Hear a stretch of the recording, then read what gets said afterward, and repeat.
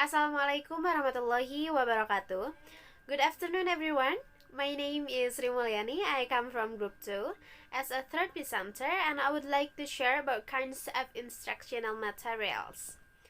You can see in PPT.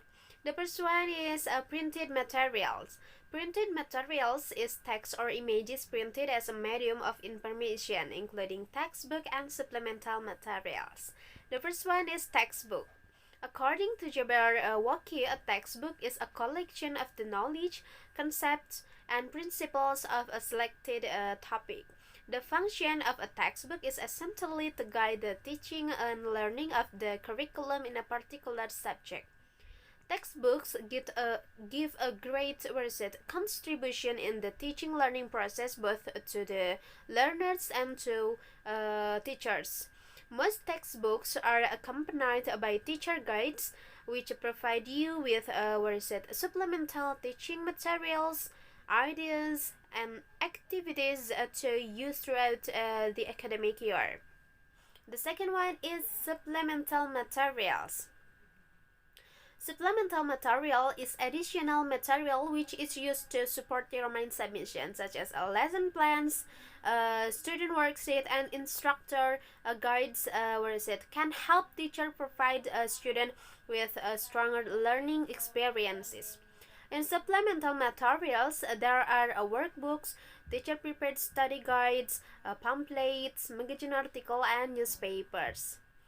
The first one is workbooks. Workbooks is a book that contains problems or exercise and that students use to practice what they are learning in a class and usually used in middle school or elementary school. Workbooks are usually filled with practice problems where the answer can be written directly in the book. The second one is teacher-prepared study guides. Study guides can be broad, based to facilitate learning in a number of areas or be resources that foster comprehension of literature, research topic, history, and other subjects. The next is pamphlets. A pamphlet is an unbound book that is without a hardcover or binding. Pamphlets can reinforce a teaching and can be referred to at home to aid memory. They can be shared with people not present at the teaching session. Next is magazine articles. The function of a magazine, such as longer stories, are important because it allows the reader to obtain a full story instead of a few sentences that may have been printed in newspapers. And the last is newspapers. Newspapers is a periodical publication containing written information about current events. The benefits by reading newspapers can provide information and general knowledge about the country economic situations, sports, games, entertainment, and trade and commerce. The second one is their audio aids. Audio literally means hearing, and visual means that which is found by seeing. Audio aids can be defined as models and devices that can be heard and give an image of something, somebody, and some situations.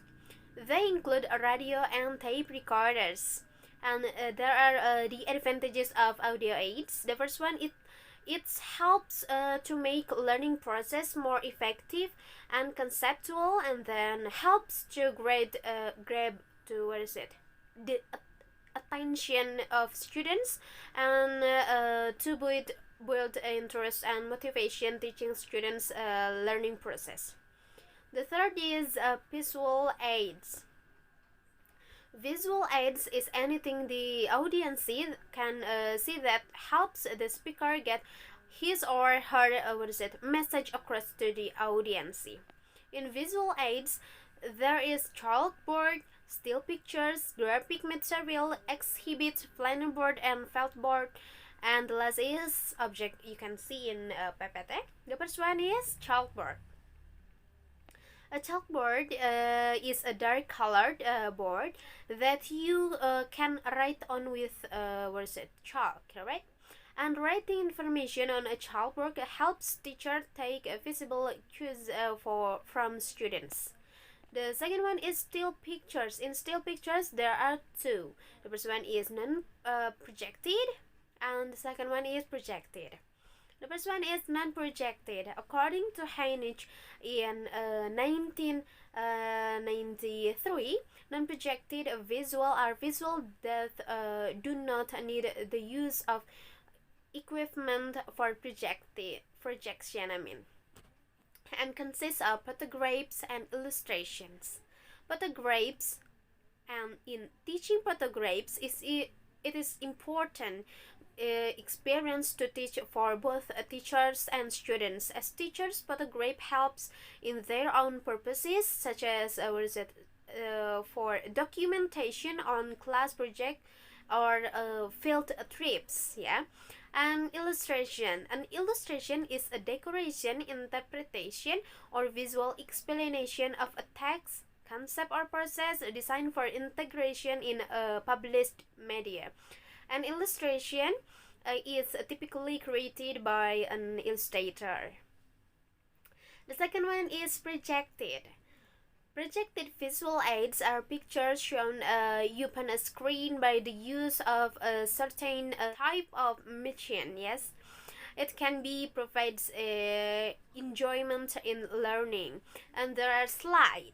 The advantages of slide is a scene lesson and development, facilitate teacher-students participation, and easy to make. The second one is overhead projection. Overhead projection is an important electronic teaching aid, and there are advantages of overhead projection. A teacher can observe reaction of students, gain students' attention. Graphics and writing can show clearly and colorfully, and can be used repeatedly, easy available, and easy to operate and handle. The third is LCD projector. Advantages of LCD projector: slideshow and video are clubbed together and customized in a single presentation. Easy to carry out back and prompt movement of slide for reviewing. Next is graphic materials.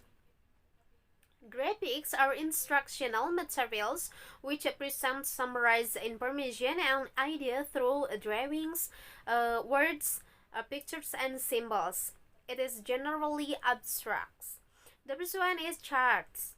Charts, graphic and pictorial media designed for orderly and logical visualizing of relationship between key facts or ideas. The second one is graphs. Graphs are visual image or design on some surface such as wall, canvas, screen, paper, or stone to inform, illustration, or entertain. The third is maps and globe. The purpose of maps is to show where things are. Maps may also visible features and also show things that cannot be seen, such as boundaries and temperatures. Most maps are drawn on a plate surface. A map displayed on a round surface is called a globe. And last is poster.